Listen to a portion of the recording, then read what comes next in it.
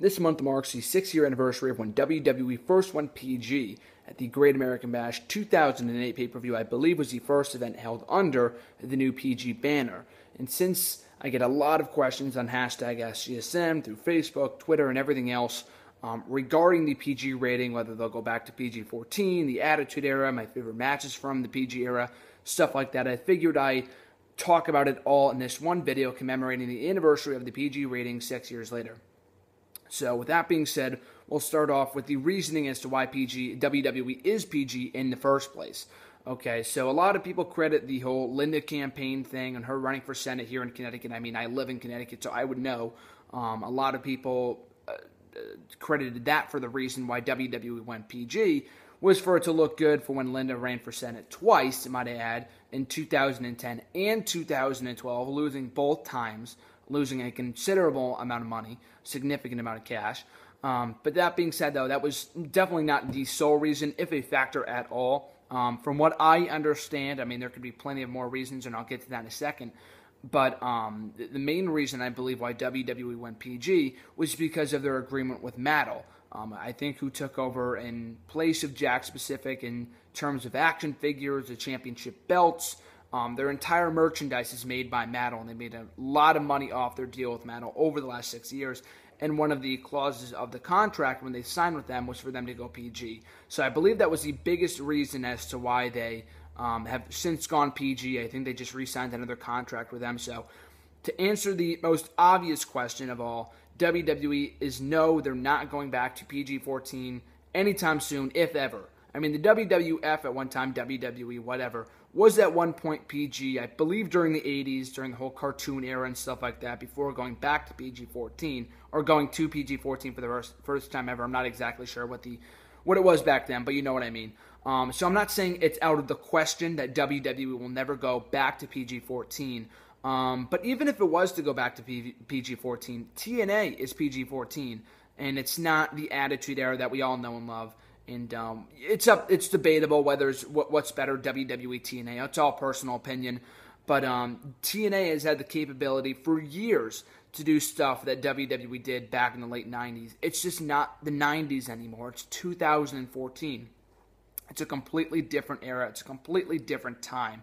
And before I go on any sort of rant or tangent or continue with any discussion in this video, I'll just say that I'm probably biased in my saying of any of this and my thoughts in any of this discussion, given the fact that I basically kind of grew up as a wrestling fan, a part of the PG era since I started watching in April of 2008, and I was a fan for only 3 months before they went PG. So I have no experience with the PG-14 rating for the most part. And maybe if I had grown up during the Attitude Era or in the early 2000s, maybe my view on this would be completely different. So just bear with me and keep that in mind while watching this video. But that being said, though, I mean, I see no glaring issues with the PG era at the moment. I mean, when they first went PG, and I found this interesting, I had never heard this before, on a recent podcast with Chris Jericho, Edge, and Paul Heyman on Jericho's podcast, Talk with Jericho. Definitely recommend checking it out. It's awesome. During the course of that interview, they were talking about PG, and Edge had said, I think they were talking about The Undertaker or Hell in a Cell, I think it was, and Edge was talking about how he had suggested he had wanted to go up to the top of the Hell in a Cell in his match with The Undertaker at SummerSlam 2008 and take a tombstone atop the cage and have the match end there, but I guess it was turned down because of the new PG rating. They said, oh, we're PG now, we can't allow that to happen. So stuff like that I think has been, and that was a month after they first went PG, so they were probably really taking it slow at the time. You can obviously tell that the first few years of the PG rating, they were definitely taking it much more, they were a lot more strict with the rules, with no blood at all and stuff like that. I mean, that rule is still in effect. But, for example, last year during the whole huge-ass sprawl between Brock Lesnar and Triple H, Brock Lesnar was bleeding on one side of his face. The blood was dripping down on just one side of his face. And as he was walking back up the ramp, the camera caught him just on the other side, the clean side. And sometimes there's blood. Sometimes they mention it. Sometimes they don't. They won't, focus in on the blood more often than not if it's a big spot. If it's, like on the pictures on the website, they'll still do black and white and stuff like that. So they definitely have come a long way in the last 6 years in terms of blood. Blood definitely adds to matches. Of course, they're not going to do it, I don't think at all in the last 6 years have they purposely involved blood in a match. It just sort of happened, whether it's a dangerous match, a Hell in a Cell match. I know we got a little blood in the Undertaker Triple H match, Hell in a Cell from a couple of years ago, WrestleMania 28. But for the most part, they haven't done it purposely, and I can see why. It's dangerous. It's a completely different time. I understand that blood adds to a matchup, but to cut open one's head or forehead, arm, whatever, to take away blood, with the whole hepatitis C case that we had or whatever it was, I think with Abdul the Butcher and some indie guy, some guy in developmental, and I think in WWE or whatever it was, there was a big case on that. There was lawsuits, so a whole bunch of other ugly stuff. And it's just, you can't do that in today's age with today's health issues. WWE goes to extreme precautions when it comes to concussions. So you have to assume that they're not going to do anything out of the ordinary when it comes to cutting one's own arm or forehead or whatever just to draw blood. For sometimes it doesn't even add to a matchup. Like Ric Flair would bleed every single matchup in TNA and stuff like that. Even before that in WWE he would do that. But I mean, even in TNA he would draw blood at every single segment he was involved in. And after a while, just kind of, it doesn't mean much. So when you have blood in every single wrestling show, and I'm not saying this was the case back in the Attitude Era, but I'm saying if this was the case at any point in time where someone is bleeding on every single show, at least one person, it just takes away from the shock value or the factor, the surprise factor, or just the meaning of it. It doesn't mean as much. When someone accidentally gets busted open in a matchup in today's age, it feels like a big deal. People scream blood, like when they type on Twitter and stuff like that, myself included. I've been known to do that in the past. But it's a big freaking deal. And sometimes, like I said, like back in 2010, in the first few years of the PG rating, WWE went to extreme precautions to make sure that their talents were protected. And I understand that, and that's okay from a health concern, from a health standpoint. But they don't have to stop a match to stop one's bleeding, especially if it's one a little small cut. Like at Over the Limit 2010, I was watching this the other day, or a couple months ago, CM Punk versus Rey Mysterio had to be stopped because Punk was bleeding. Later that same night, John Cena and Batista in an I Quit match had to be stopped because I think Batista was bleeding, or maybe it was John Cena. But you know what I mean, though. They had to stop the matches. Like this day and age, I believe it was the Money in the Bank ladder match. Only a few weeks ago, Randy Orton was busted open. And for the most part, they let the blood run down his face. They checked up on him to make sure that he was okay. But for the most part, they just let it run down his face. And there's a difference between a one-on-one matchup and a multi-man matchup, because in those kind of matches, the competitors can take breaks at any point and let the other ones do the wrestling. And Randy Orton at that point in time was able to take a break and get checked up on. But for the most part, I can't remember a match in recent memory that was stopped due to blood, due to a wrestler being busted open or anything like that. Most of the time, they just carry on with the segment or the matchup, and they worry about it later. And that's better than not doing anything at all, and that's better than stopping the matchup. So I think it's a happy medium that WWE has found in recent years when it comes to the blood. So that's my thoughts on the blood in today's PG rating. When it comes to the PG rating itself and what it restricts and whatever else, like language, like I noticed starting back in 2011, and the first time I really noticed it was when Rock came back, Valentine's Day edition of Monday Night Raw in 2011. He was saying bitch, he was saying damn, hell. His segment went over like 20 minutes long on Overrun on Monday Night Raw on the USA Network that night. Rock was really one to start, and I mean, not like you won't see a Zack Ryder saying the word bitch on television. And they usually reserve the swears to their top stars, like Roman Reigns a couple days ago. They see him as a top star, and you can tell when he's able to use the word bitch on TV. And most of the time, like, there's sometimes that they'll bleep it out. You go back to CM Punk's pipe bomb, they bleeped out douchebag, and they don't really say douchebag on television anyway. They don't usually more often than bleep out bitch or ass, hell, damn. Usually they let those fly. If someone says, no one ever says shit in their promos. Usually like during a Dean Ambrose match or something, if he swears, or Randy Orton, he gets pissed off and swears, or maybe when Bad News Barrett got injured a few weeks ago, he might have said shit or fuck or whatever it was, and they bleep that out. That's understandable, but if it's in a promo, usually they don't censor it out nowadays, and you would have never seen that during the time of late 2008, 2010, 2009. I can't remember a promo during that time that anyone said bitch, ass, damn, hell, or whatever. And it's a small thing. I'm not saying that saying bitch will make a promo 10 times better, but it adds to it. It makes it feel cooler. And like I said, like with the blood, if they're far and few between, then they actually mean something. It pops a nice reaction. And it's cool. It's no attitude era, but it doesn't need to be. They don't need to be calling each other bitch and asshole and stuff like that every single segment. And it's cool. When the chant holy shit and stuff like that, they won't bleep it out. They'll just let it go, like when Brock Lesnar came back. Can you imagine how little of an impact that reaction, that return would have had the crowd would have been bleeped out when they said holy shit when Brock Lesnar came back? You would have heard holy beep, holy beep. It would have completely taken away from the segment and the moment of Brock Lesnar coming back. I think we can all agree on that. So I'm glad they don't do that nowadays. That goes with the swearing, the blood. In terms of the content itself, even with Linda gone, even with Linda not running for Senate anymore, some people would think, the PG ratings, or the PG-14 ratings coming back, just PG's going away, PG-14's coming back. We're going to have a lot more extreme, what's the word for it? Risque television, I guess it was the word I'm looking for. That's all coming back. And it hasn't. I mean, the television, the content itself hasn't really strayed away from what it was before Linda started running for Senate or during her course of running for Senate. It really hasn't been that much different. I mean, there's been some dumb stuff, like the vomiting, when they made fun of, what was it, when I think AJ Lee fainted over a house show. I think this was late last year, and they mocked that on an episode of Monday Night Raw, having Vicky faint during one of her matches. Stuff like that is tasteless, like when they had CM Punk, the whole heart attack bullshit, when Jerry Lawler came back. I thought that was dumb. I mean, it got great heat, but it was kind of tasteless for me personally. And they did that right after Linda had lost the Senate race. So they kind of got away with some of that kind of stuff.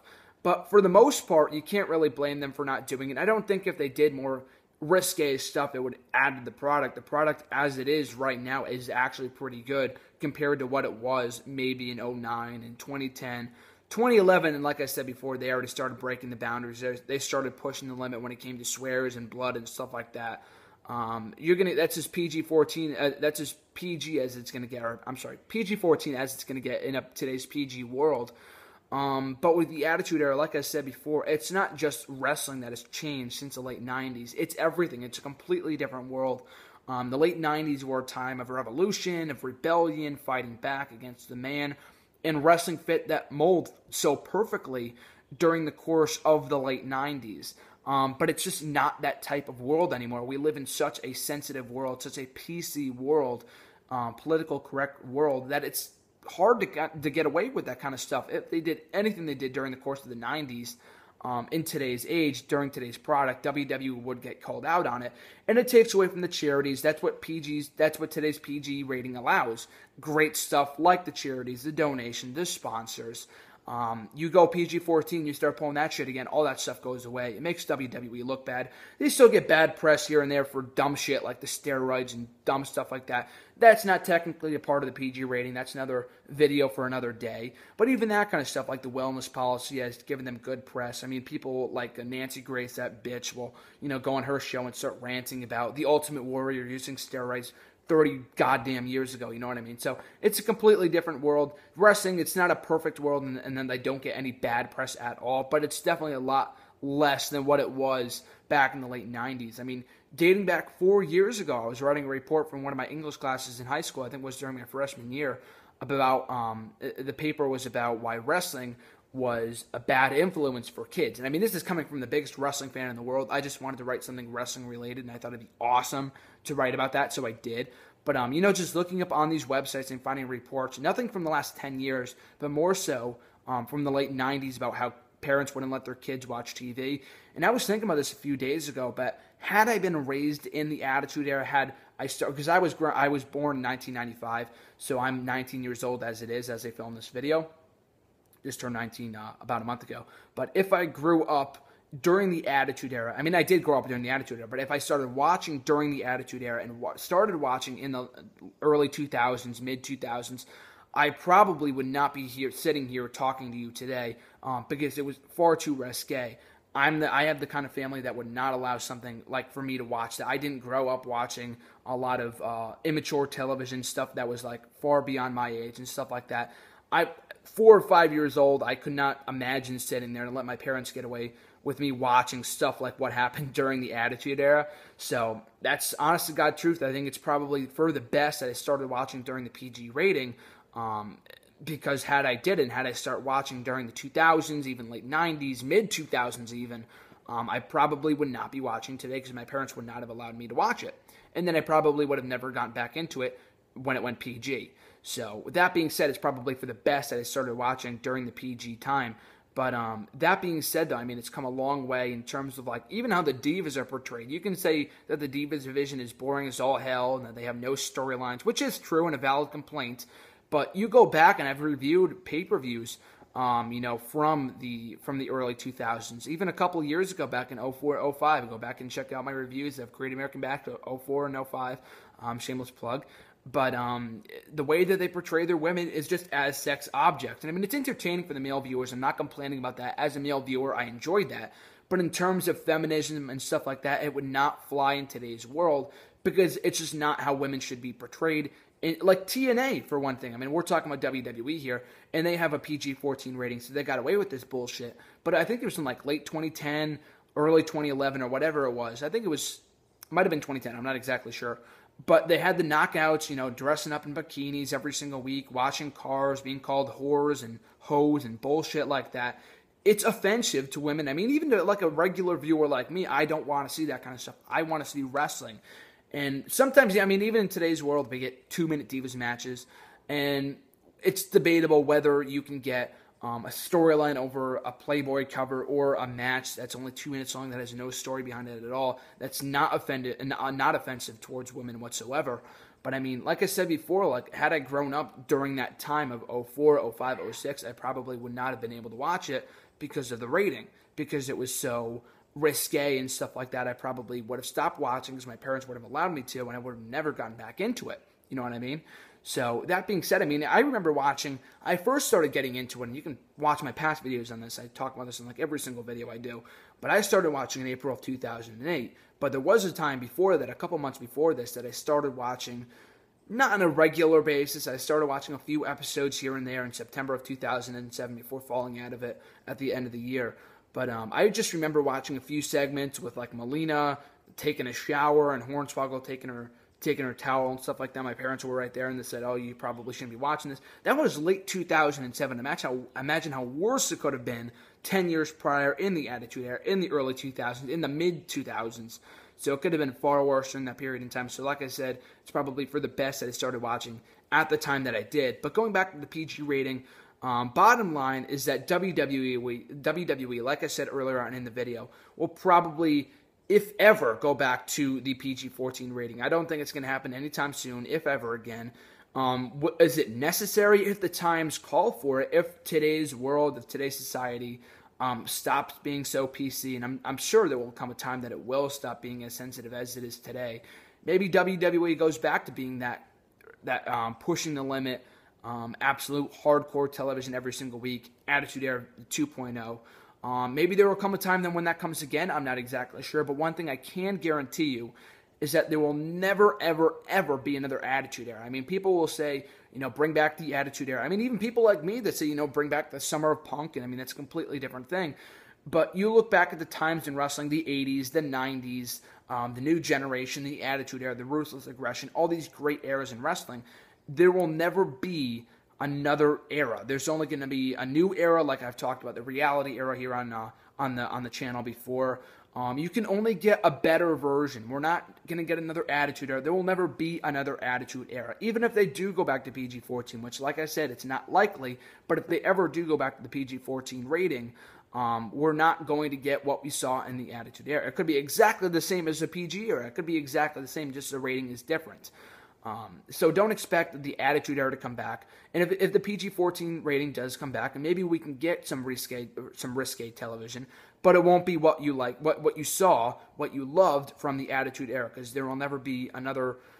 Like the argument goes that there will never be another Shawn Michaels, there will never be another Undertaker. The same thing goes for eras. There will never be another rock and roll era. There will never be a New Generation era, another Ruthless Aggression Attitude Era. So that being said, you can only move forward, look forward to the future, continue to improve the product.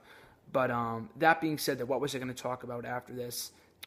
Maybe in terms of the rating, I can't remember exactly, but yeah, like I said before, there will never be another Attitude Era, so don't wish that it's going to come back. And if it was, the PG-14 rating was to return at any point in time, don't think that we're going to get another Stone Cold Steve Austin or another Rock or anything like that, because it just won't be the same. And, here's what I was going to talk about. I've seen people talk about this before in terms of, have Raw be the PG-14 show, but have everything else be PG. You can't do that. I don't understand the logic in people thinking that. I don't know exactly what they believe or whatever. But you can't have the flagship show of all things be PG-14 and then have every, SmackDown show, main event, whatever else be PG. It doesn't work like that, especially since the flagship show is the one that everyone watches, and not a lot of people watch main event, watch SmackDown, and everything else. You can't just have the one show be one rating and have the other shows be PG. Or at least, I know Saturday Morning Slam was G when they had that on the that network a number of years ago in like 2012, 2013. That was G, and WWE's programming was PG. But it's not like Raw was PG-14.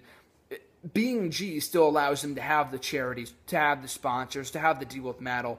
They can go lower than PG. They just can't go any higher. But like I said, just because it's PG, people see the PG rating and go, oh, this is bullshit. It's going to be gay. It's going to be stupid. And it is at times. Don't get me wrong. The product isn't perfect. But I think it's just the PG rating is what it is. It's a rating. It's just a rating. It's two little letters. It's just a P and a G. It doesn't mean anything. Just look at TNA, for example, like I said before. They are PG-14. They are, in terms of, pushing the limit, are exactly the same as WWE. They don't use swears. They don't say bitch every week, and WWE does it sometimes. Every few weeks or so, they say bitch, damn, hell, whatever. But TNA is the exact same way. And I'm not saying they should be any more different, or they should be different, you know what I mean? TNA should be its own company. But I don't think pushing the limit will bring in ratings, especially in today's world. I don't think if we were to go to another Attitude Era, and like I said before, there will never be another Attitude Era, but I don't think bringing back the PG-14 rating will exactly bring up the ratings. Just because, you got to look towards the future. The kids that are watching now, sure, they could grow out of it as time goes on, but the people from the Attitude Era stopped watching because it got, it wasn't the same as what it was. But those people from, if this was a PG-14 world and, someone like me was watching, they're going to eventually grow out of it. At least the people in the PG world, the parents are allowing their kids to watch the product. The demographic is more geared towards children, or at least they're going to grow up still watching the product. Like myself, I started watching in it's been 6 years or so. When I was 13, 12, whatever, I'm still watching it to this day, despite it not being what it was back in 2008. And it was still PG rating, and it's different in my case, obviously. But at least I think what they're going for is that because the kids grew up watching it at a very young age, that they'll continue to watch as they get older. And it doesn't harm the charity stuff that they do, the great stuff they do with Make-A-Wish Foundation and stuff like that. The Special Olympics is what they're doing right now. So stuff like that.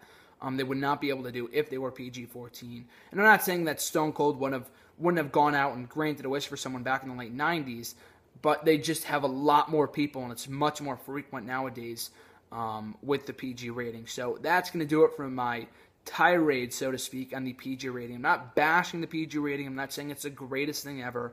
I'm just giving my 2 thoughts, my 2 cents, my thoughts on how it's different from the PG-14 rating, how much it's changed, what you can expect in years ahead, why it will never be back, why one show can't be PG and the other one can be PG-14. So I just want to give my thoughts on all of that in this one video, since, like I said before, I get a lot of questions in regards to if they'll ever go back to PG-14, my thoughts on the shitty PG product. And like I said, it's not perfect, but it's a lot better than some people perceive it to be. So with all that being said, thanks for watching, folks. Always appreciate it. Make sure to show your support by liking, commenting, and subscribing. All of it means a lot to me. Make sure to tune in next week for another video. I'm Graham Jason Matthews, and I'll catch you guys down the road.